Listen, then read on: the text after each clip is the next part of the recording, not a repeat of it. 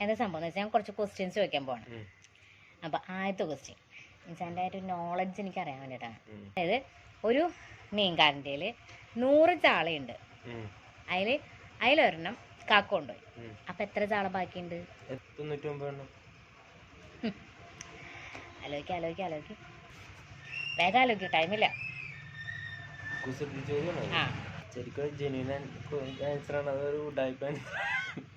ചോദിക്കണത് ഞാനല്ലേ, ഉണ്ടായിപ്പായിരിക്കില്ലേ? പറഞ്ഞ വേഗം പറയും. അറിയില്ല. ചായ അയില ഒരെണ്ണം കൊണ്ടുപോയത്, ചാളയല്ല കൊണ്ടുപോയേ, അയില. ബാക്കി 100 ചാളയുണ്ട്. പറഞ്ഞേ, ഇതിന്റെ ആൻസർ ഇച്ചാൻ എന്തായാലും പറയാം.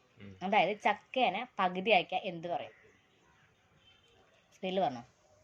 ചക്കേനെ പകുതിയാക്കിയ എന്ത് പറയും? ജാക്ക് ഫ്രൂട്ട് ഇല്ലേ, ജാക്ക് ഫ്രൂട്ട്, അതിനെ പകുതിയാക്കിയ എന്ത് പറയും? ഇത് ഇംഗ്ലീഷിലാണ്, മലയാളത്തിലാണ് ആൻസർ. Half Jack.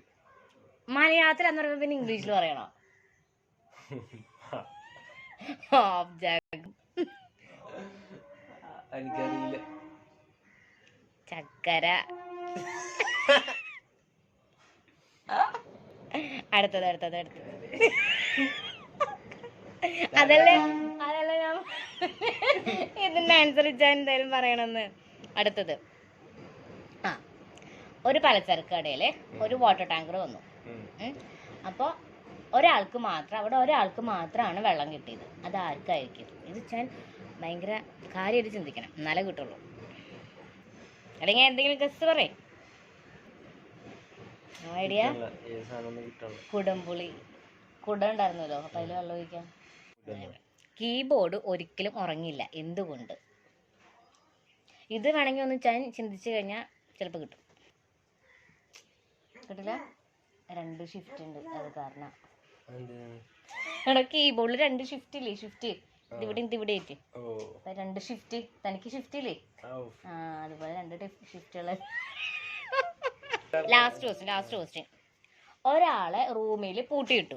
കേൾക്കണ്ടോ? ഒരാളെ റൂമിൽ പൂട്ടിയിട്ടു. അപ്പോൾ ആ റൂമിൽ കലണ്ടർ മാത്രമേ ഉള്ളൂ. ആളെങ്ങനെ ഫുഡ് കഴിക്കും? കലണ്ടർ കീറി നോക്കിട്ട് ലാസ്റ്റ് ഡേറ്റ് നോക്കിയപ്പോ കറുത്തു പോയിന്ന് അങ്ങനെയൊക്കെ. അല്ല, പക്ഷെ പിച്ചായൻ പറഞ്ഞതില് ഒരു സംഭവം ഇനി ഒളിഞ്ഞു കിടക്കുന്നുണ്ട്.